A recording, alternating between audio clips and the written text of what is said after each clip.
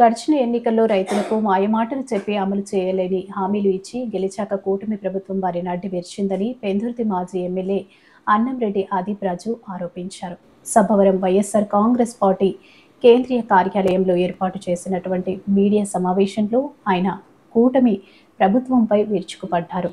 తమ వైఎస్ఆర్ కాంగ్రెస్ పార్టీ హయాంలో ముఖ్యమంత్రి వైఎస్ జగన్మోహన్ రెడ్డి రైతుల సంక్షేమం, ప్రజా సంక్షేమం రెండు కళ్ళుగా భావించి సహాయం అందించారని, కానీ కూటమి ప్రభుత్వం రైతులను పూర్తిగా విస్మరించిందని అన్నారు.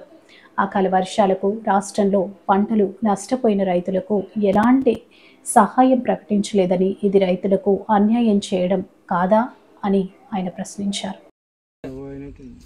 అధికారుల దృష్టి కూడా తీసుకెళ్తాం ప్రభుత్వానికి కూడా చెప్పి అన్ని కూడా మన రైతులందరి దగ్గర నుంచి రిప్రజెంటేషన్ తీసుకుంటే ఎవరెవరు ఎంత విస్తీర్ణంలో పోయిందని ఒకసారి మనం చెప్పి ముందు ఒక సర్వే లాంటి ఏర్పాటు చేయించాలి. ఎవరిది ఎంత పోయింది ఏంటనేది చూసుకొని చేద్దామయ్యా. వెళ్తాను ఒకసారి అధికారులతో కూడా మాట్లాడి ఏం చేయాలి చూద్దాం. అయితే వెంటనే దేనికి అది అన్ని వచ్చేవి. ఇప్పుడు రైతు భరోసా అది కూడా అన్ని ఇచ్చేవారు, ఏం లేదు కదా, అన్ని బంద్ అయిపోయాయి. సరే నేను చూస్తాను. కాంగ్రెస్ పార్టీలో ఆ ప్రభుత్వంలో జగన్మోహన్ రెడ్డి గారి నాయకత్వంలో ముఖ్యమంత్రిగా ఉన్నటువంటి సమయంలో రైతులకు అనేకమైనటువంటి సంక్షేమ కార్యక్రమాలు చేయడం జరిగింది. మనం చూసుకుంటే ముఖ్యంగా రైతు భరోసా కానివ్వండి, రైతు భరోసా కూడా 4 సంవత్సరాలు ఇస్తామని చెప్పి 5 సంవత్సరాలు ఇవ్వడం జరిగింది.